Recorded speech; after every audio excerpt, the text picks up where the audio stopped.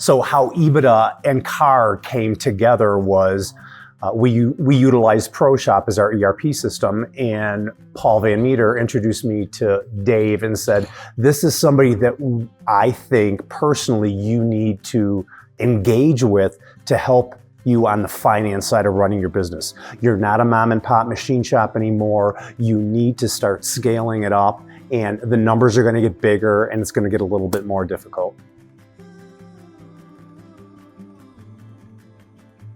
The reason we engaged and what we liked about EBITDA Growth Systems is Mike and Dave. We thought Ryan and I thought they had good skill sets that balanced them out.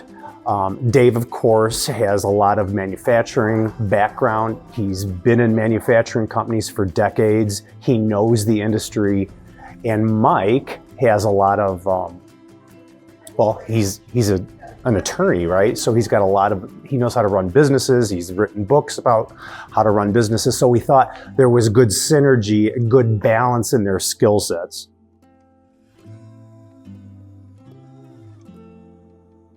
Well, what happened at the beginning is we were introduced to Bernadette, who was our monthly finance person that helps us crunch those numbers every month.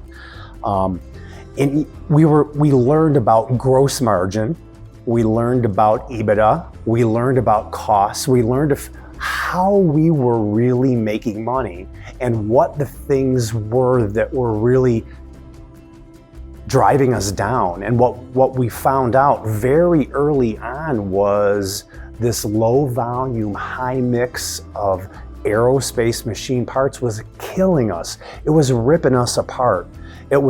We were fighting so hard to get these small jobs out the door, and that's one of the first things that Dave and Mike kind of opened our eyes to and made us aware of.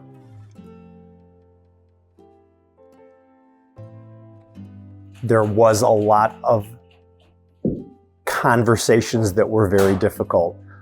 Of course, HR is it's a very painful thing to talk about, but Carr had some HR issues that we need to resolve.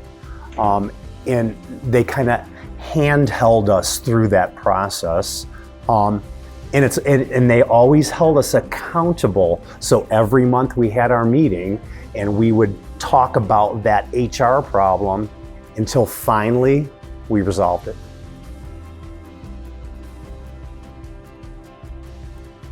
Let me tell you what I say to that person that doesn't think they need a higher level. You always want to surround yourself with people that are diverse and more talented than you. If you truly want to scale your business and to do better, to do something tomorrow what you're not doing today, you need to have a great team, just like a sports team.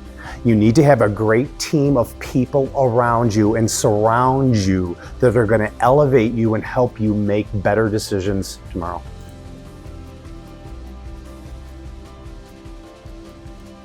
Well, there's only one reason why. First of all, their character says a lot. But secondly, all they do is work with small to medium-sized manufacturers, specifically machine shops. They know us. They've heard these stories. They know how to attack it. They know how to mitigate problems right away.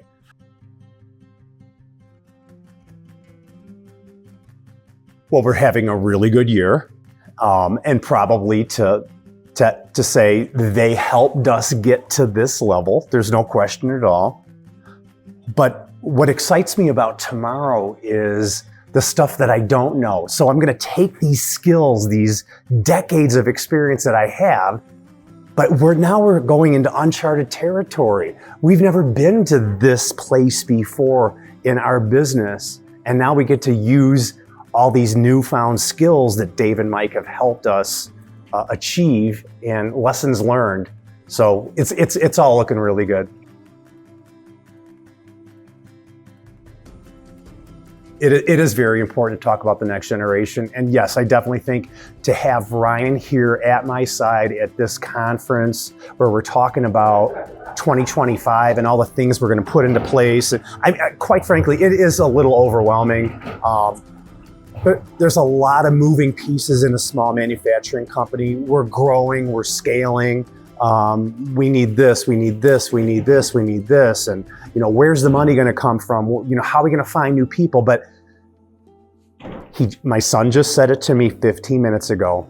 We need to put a plan on paper. Once we have the plan, which is what we're here to do, then we can look at it at 30,000 feet or maybe at 20 feet and say, this is where we need to start now.